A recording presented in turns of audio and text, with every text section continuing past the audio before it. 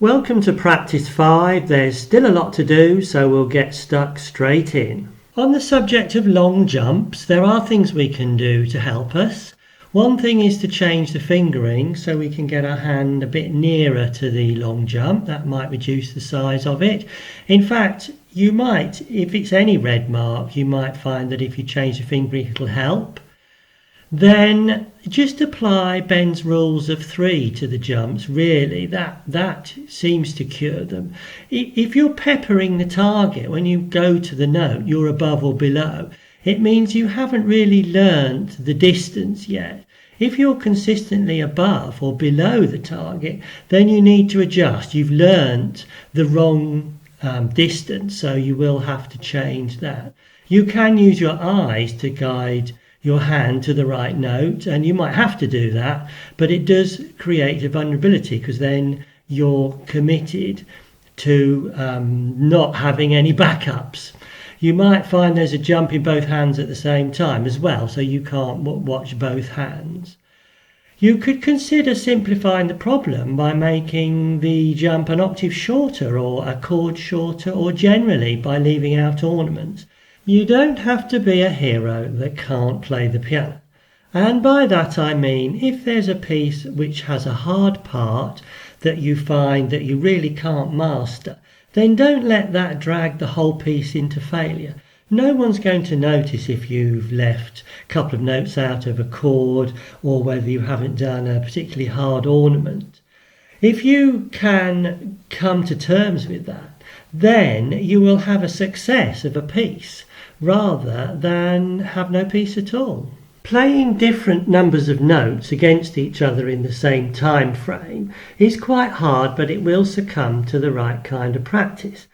Here are 3 ways you can tackle this. First, brute force.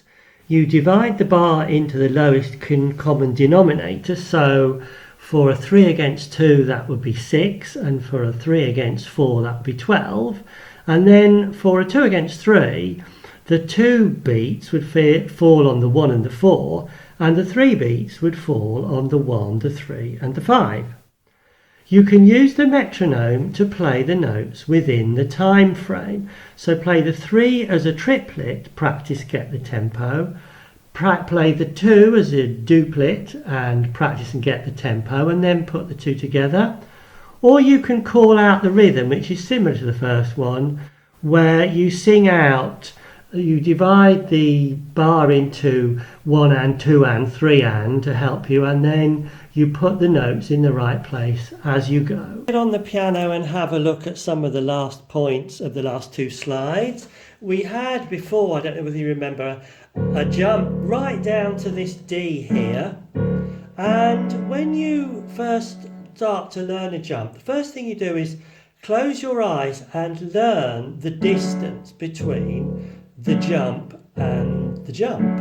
Then what you want to do is, with your eyes closed still, is to start just doing the jump slowly. Sometimes you'll obviously miss, and if you pepper around the target like that, it means you haven't learned the distance yet.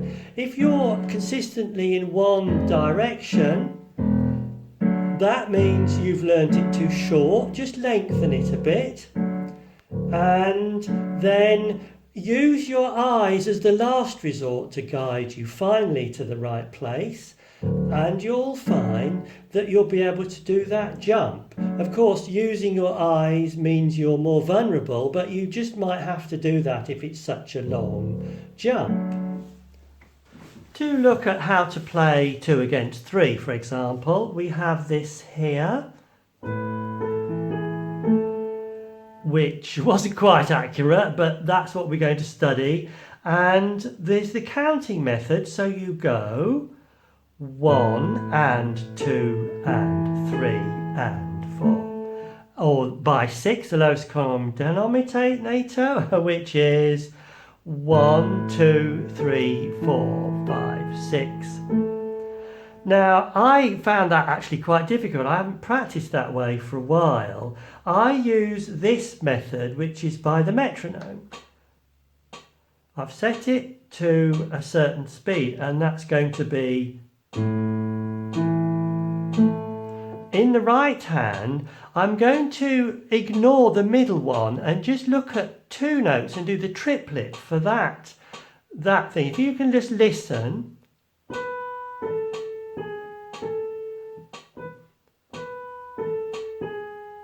Now if I can get in my head the speed of that triplet, and I know I can play this one on the beat, and then we just put them together. And also you can remember that this E comes in the middle of the 2 on the right. So if I play, that helps as well. One of the things that makes the piano such a special instrument is the fact that with the pedal we can release all the strings to vibrate in unison with whatever's being played at the time, and this leads to a wonderful rich sound. Now its use really strays into the realms of artistic interpretation, so I'm not going to say a lot here, but I would say that it is overused. A good, accurate rendition of the notes in a piece will often make the pedal superfluous, and the pedal can be used to smother inaccurate renditions of pieces. So if you have to have a note left down with one finger and play other notes, you can just smother it with the pedal and leave them all open. And that's not a very constructive thing to do, in my opinion. Leave the pedal its introduction until later anyway, because you don't want it to distract you while you're learning the notes.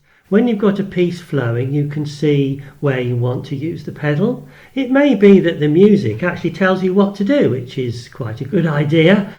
Don't use the pedal when you're building your oral skills. So if you're just sitting there playing chords or listening to music with your eyes closed that you're playing, then leave the pedal off, because you'll be able to hear each note more accurately. Conversely, use your oral skills to decide how and when to use the pedal. So when you're listening to the piece, if you think, oh, that sounds better with the pedal, then use it.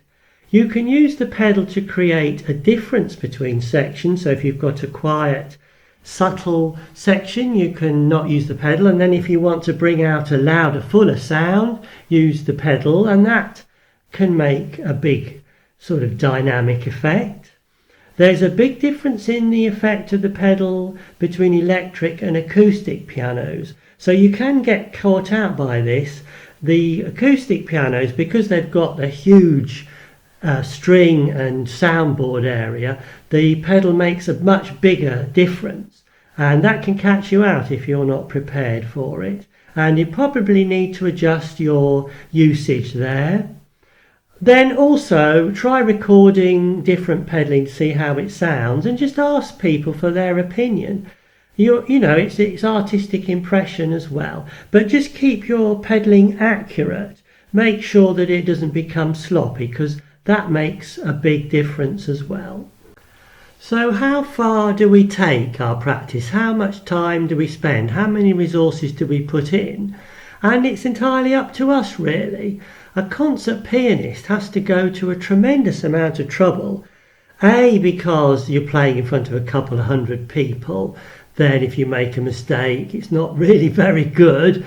And also, if you know the piece without having to worrying about your memory, then you can put many more resources into the artistic interpretation. And that's why concert pianists are famous, because they are able to do that. It just depends on how much you personally want to go to get a performance to your own satisfaction. And the way you'll do this is how much you play, say when you're studying the rule of 3, whether you take that to eyes closed or whether you just look at the music, or whether you it depends just the standard that you want to set yourself. Your motivation will dry up too at some stage, so don't go putting too many resources into one part of the piece and then leave yourself stranded with something which you can't perform. A big point is also how to vary your practice. Try, if you can, to find a new angle to look at the piece from, more of that in a minute. but you definitely won't make a lot of progress if you just do the same thing over and over again. As you're coming up to performance standard and thereafter when you generally practice the piece, you want to be always probing to find weak spots where it's not so robust in certain places, and then you can repair and build on those to make the piece more robust. And I've got a list here of things you could do to see if you can find weak spots. So for example, you could put a different sound on your electric piano, play a harpsichord or an organ. You can put the metronome slightly fast. So obviously if you play slightly faster, you'll find where your brain data flow gets a bit precarious. But always put the metronome back again if that's the speed you want to play it at. You could try a different playing position, just put the seat higher or lower. You could try a different piano, that's surprising. You could have a distraction like the radio so you can't quite hear what you're playing. A different music score is surprising as well, even if you've got a repeated section that's on a different page.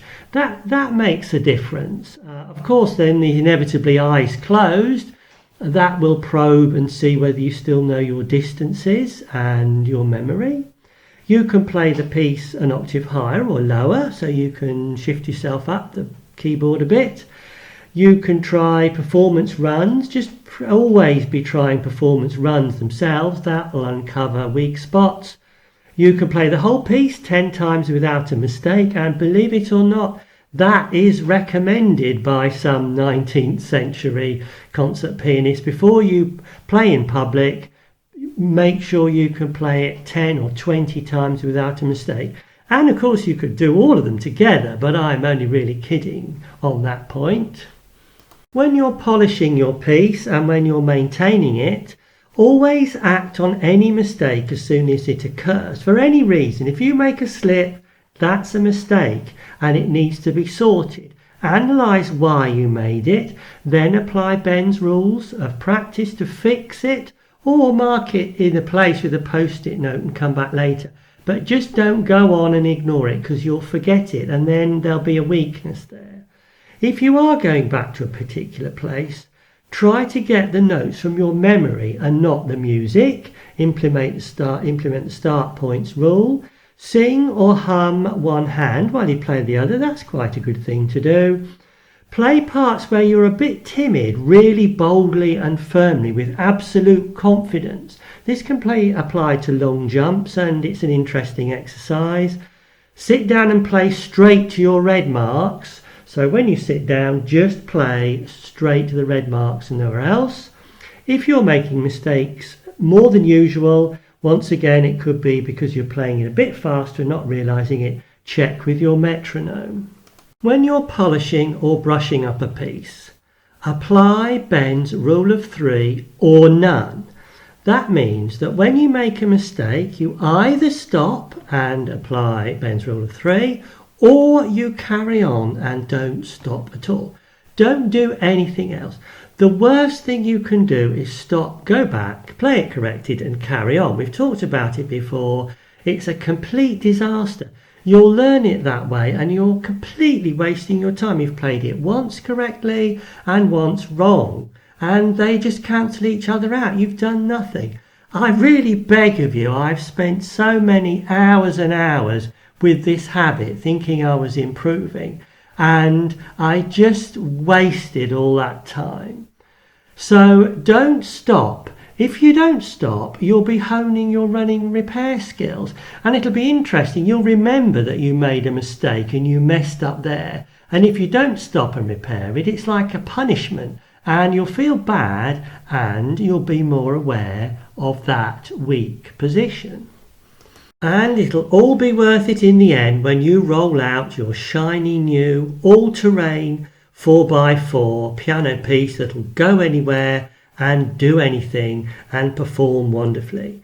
Of course, you can apply these techniques to your old pieces to bring them up to your better standard now, your present improved standard. And why don't you try Ben's ultimate challenge, which is to play your piece with your eyes closed and against the metronome. I find this really tough. I wonder whether you can manage it.